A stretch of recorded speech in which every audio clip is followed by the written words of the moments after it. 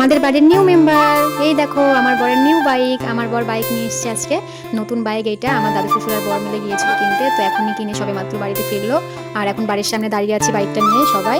এখন আমি বাইকটাকে একটু ফুল জল দিয়ে পুজো করে নেব। আর আমার বরের অনেকদিন ধরে ইচ্ছে ছিল একটা নতুন বাইক নেওয়ার, কারণ আমাদের পুরোনো বাইকটা মাঝে মাঝে খুবই খারাপ হয়ে যেত, আর খারাপ হলেই অনেক টাকা করে লাগতো সারাতে।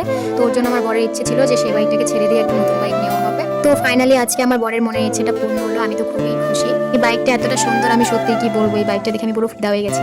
তোমাদের কেমন লাগলো এই বাইকটা অবশ্যই কমেন্ট করে জানাবে। আর আমি এই বাইকটার নাম জানি না কি, তো তোমরা যদি জেনে থাকো অবশ্যই কমেন্টে বলবে। কিন্তু আমি আগের বাইকটাকে খুব মিস করছি, কারণ সেই বাইকটা অনেক বছর ধরে আমার বর ব্যবহার করেছে। আমার বিয়ের আগের বাইক সেটা, আমার বর অনেক আগে কিনেছিল বাইকটা। তারপর তো আমার বিয়ে হওয়া 4 বছর হয়ে যাচ্ছে, সেই 4 বছর থেকে ওই বাইকটাই আমরা ইউজ করেছিলাম।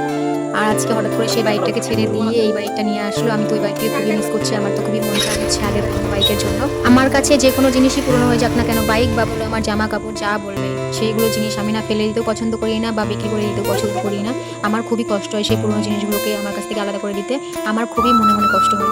আমি ওই বাইকটার জন্য খুবই কষ্ট পাচ্ছি আজকে, আমার খুবই মন খারাপ কিন্তু এদিকে খুশি। আর এই বাইকটা তোমাদের কার কাছে কেমন লেগেছে অবশ্যই জানাবে।